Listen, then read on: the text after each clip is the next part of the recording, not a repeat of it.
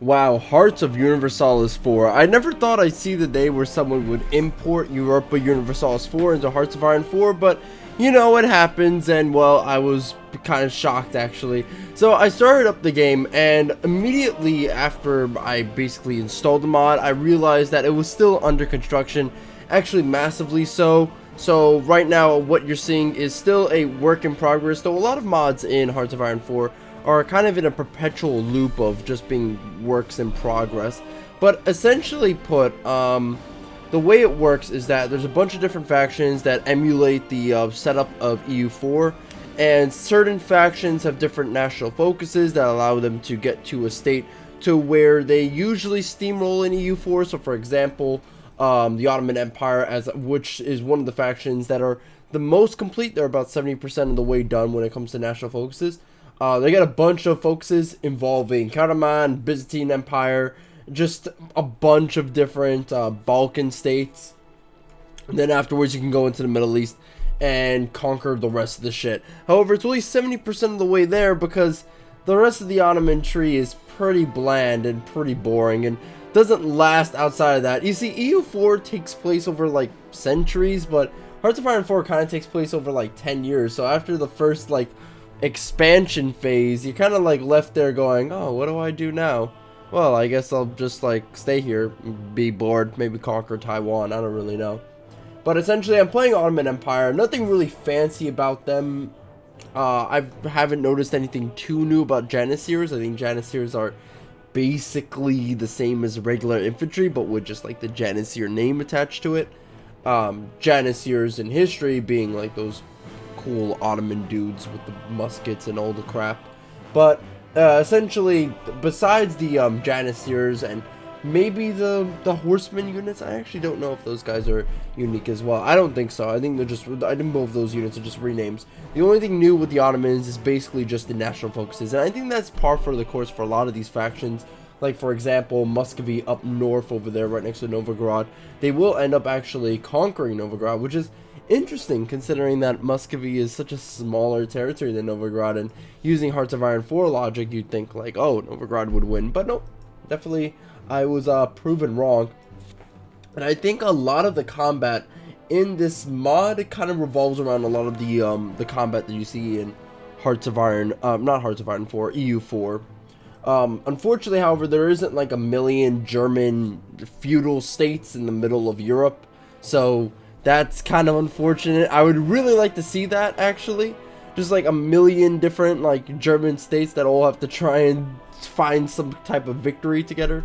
But no, I think like after all, it's like, and that's just like really, really hard. So I think what ends up happening is Brandenburg or is it Brandenburg or Prussia or Bavaria, they start duking it out, and then one of them is able to form Germany, and that's really about it. Actually, it's kind of boring, but I suppose that's fine. I don't know if the Prussians have anything new, like their super units or whatever the fuck.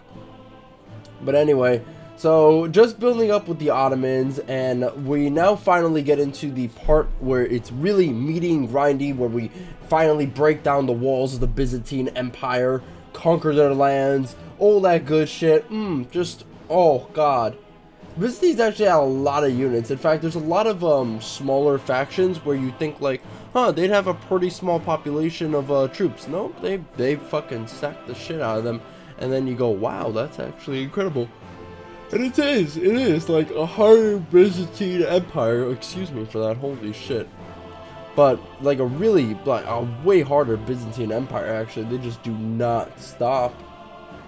And eventually we do end up just pushing through and taking them out, but fuck man, is it like trying to shovel your way through a shit sandwich, so to speak. After that, then it's just, I go for the western expansion more so than the eastern one. Mostly because I've already started down the path of western expansion, so you might as well just like go ham on that shit. And so we're just building up. I think we're about to get the first war we do end up fighting, just to clarify something, is the war with Albania. So it's Albania, then the Byzantines, and then afterwards now I'm trying to get a national focus that allows me to get I believe Serbia and Bosnia, but that ends up going into some really weird territories because Austria is invading the Hungarian Empire while this happens. So I'm building up, and then Austria is trying to kill the Hungarian Empire. That's none of my business or anything like that. And I'm just like twiddling my thumbs. In fact, one of my plans was to kind of split the Hungarian Empire with Austria. That way I don't have to worry about Austria at, you know, a large portion of the time. And also on top of this, I don't have to worry about what was the Hungarian Empire just being like a complete cunt to me. So that's good. That's like really good. 2 birds, one little peace treaty. Easy peasy lemon squeezy, really. The war does end up happening with Serbia and Bosnia. However, it does take a little bit of time. So maybe I'll just like cut this area right here. Yeah, let's just speed that up a little bit, and there we go. Yep. Okay, so now the war proper should be happening. Yep, there we go. And so we start to push into Serbia really hard. Like, holy fuck, they just capitulate in a second. Same with Bosnia, actually. And it's just like, we're just going ham right now with these guys. And then finally, Austria and the Romanian Empire get into the battle, which is really weird because they both have like really massive militaries. So we're just like fighting off against these 2 juggernauts in the east, which isn't ideal. But, you know, it is what it is. Kind of like a colonoscopy. You can't really deal with how shitty the drink is. You just gotta scarf it down and hope to God that you don't throw up.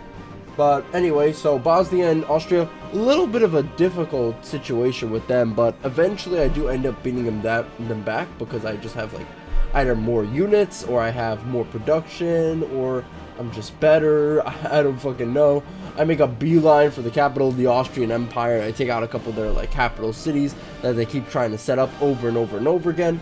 It's great, really. It's a lot of fun. And so once that happens, and once we start to really try and chime in and take out, I'm a little bit actually behind on this. Actually, I'm a few seconds behind on my Audacity recording. I just realized that by clicking on it, so let me just wait a little bit. Yeah, there we go, now we're up to date. So yeah, I just beeline straight into the Austrian capital like so, and then afterwards, after a little bit of time with my entire front pushing, I send in these smaller units to just take out the rest of the capitals that keep forming up over and over and over again, just trying to see if maybe the Austrians will say no, because they're not saying no. And if you don't say no, then I suppose like I'm just gonna just go around and Ottoman it up, kebab it up. Here's the kebab, here's the kebab, here's the kebab. And then they finally capitulate.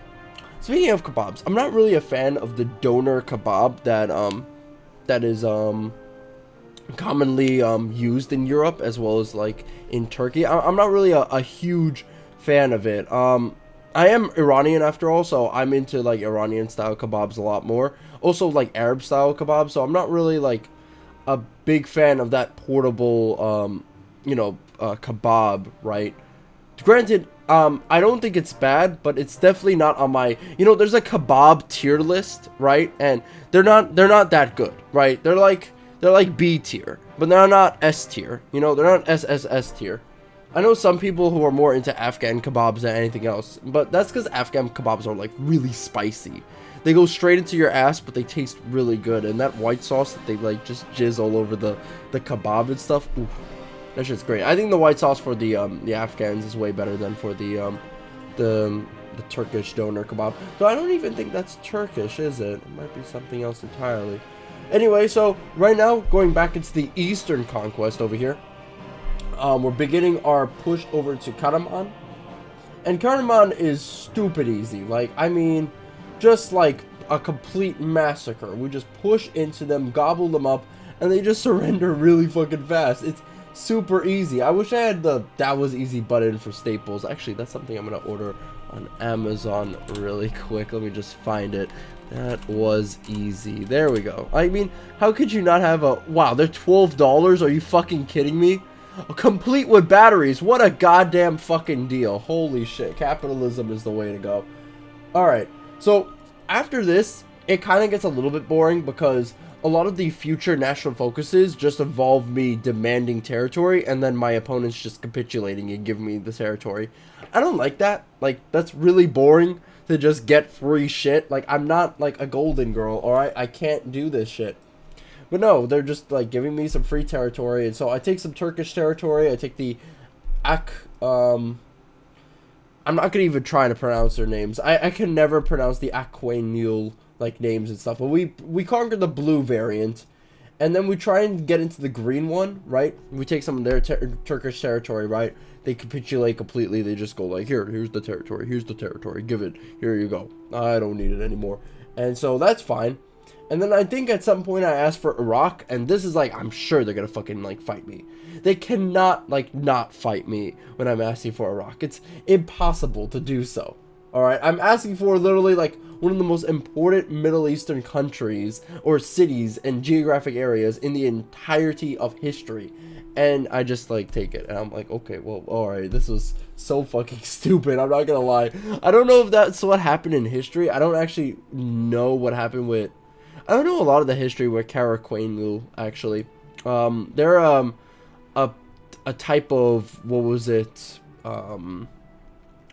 like, they're a piece of like Middle Eastern history that I just don't know fuck all about. Like, I don't know anything about them, and I would say that I have a pretty good handling of Middle Eastern history, but I definitely do fucking not when it comes to those two territories. And a lot of the like Turkish nomadic empires, that like puts me off, because there's like so many of them, and like, oh, who's this with the horse archers? Who's that with the horse archers? I don't fucking know. There's horse archers everywhere. What are we gonna do? But essentially, they kind of like give up, and so I'm really like not feeling it now, Mr. Krabs. And I try to fabricate a claim on them. While this is happening, Germany and the Commonwealth are currently at war, and I was just like, man, if the Commonwealth can really just attack Muscovy, that would be great. That would be superb, wonderful, in fact, just amazing. By the way, during all this, the last Western expansion national focus that I need to get would be the one where I conquer the Venetian kingdoms, and that's really about it. That's as far as west the Ottomans go. I wish in the future for this mod they would make like a lot of future-proofing national focuses where you have the Ottomans conquering these areas or that area, the Ottomans conquering Japan, that sort of stuff. Finally, the war with the Mamelukes goes on. So me and the Mamelukes were duking it out, having some fun, maybe eating some kebab in between, I don't fucking know. I also declare war on Aquaneul at the same time because I am, again, very, very bored, so we might as well go in. I also noticed that the Arabs have their own, like, unique models, like, unit models. That's really cool, actually. I like the Arab garb, like the super white garb that they have going on. That shit's cool, and it also looks really comfortable because I could just, like, float in it completely naked, and it's just, like, it's great. It's great. Also, it's kind of nice for those, like, environments because you don't want to be completely naked in the desert sands. That's really, really bad. Like, I mean, really, really, really bad. Like, you'll just fucking die. Like, just easy peasy, honestly. Like, I remember when I was in Dubai, my eyeballs were sizzling like they were eggs, and I didn't really like that feeling. I don't want to lose my vision at that age, right? I think I was like 14 at the time, and like losing my eyes, like at that age, I would just go insane. Or losing your eyes in general is insane. Losing your eyes because the heat is so bad that it melts you is a bad thing. Just really bad. I don't want to be sizzled. I don't want to be fried. I'm already, like, you know, shit-skinned. I don't need to be burnt anymore, you know? But anyway, so the battle with the Mamelukes and the Aquaneul actually doesn't go anywhere. Like, the Aquaneul, they kind of stopped me at the Euphrates River, the Tigris River, and I can't push into any of their territories because it's mountainous. The Mamelukes have me held up in the Levant. I do end up pushing through the Sinai Peninsula, but then once we get into the rivers of Cairo, I just stop. Like, it's really hard, and I should have gotten some Marines, but unfortunately, I'm pretty dumb when it comes to Hearts of Iron 4. I think I'm pretty dumb when it comes to a lot of things, actually. Except for my love of kebab. That shit's like, you can't diss that. So yeah, it ends up going nowhere, and Russia ends up getting involved in the war. They don't attack me, but they do attack the Golden Horde, which is hilarious. But anyway, so they get involved into the war. I attack the Venetian kingdoms, and they get involved in the war, and I think that's really about it. It's just the Venetian kingdoms, Russia, the Mamelukes, and Aquaneul, and that's it. I think there might be a few more nations beyond that. And at this point, I've kind of like reached the point of no return for the national focuses. I'm kind of done with all of them. Like I've completed everything. I don't know what else I need. And so because of that, I kind of get bored and I sort of give up a little bit. I've reached the peak of Ottoman Empire's control. I've reestablished the kebab throughout the lands. I don't need anything else. I'm good. Everybody else is good. You know, the Ottoman Empire is going to last until 1914. Actually, they don't even bother. Do they bother changing the dates at least in this mod? Let me see. They do. Okay, so it is 1941. Alright, that's just fucking hilarious. Alright. But anyway, so that's really about it. It was kind of an interesting mod to look at in terms of like getting that EU4 style into Hearts of Iron 4. Unfortunately, there wasn't any work put into North America or South America, so you just see like a dominion of Canada and America just chilling out. But hopefully there's a way to, I don't know, maybe put America as a national focus or something, and then you can finally just like, then you can finally play as America and shit. But anyway, so that's really about it. See you guys next time, and we're gonna cover like a lot of different mods before we cover the one that I really wanted to cover in the Code Geass one. So later, peeps.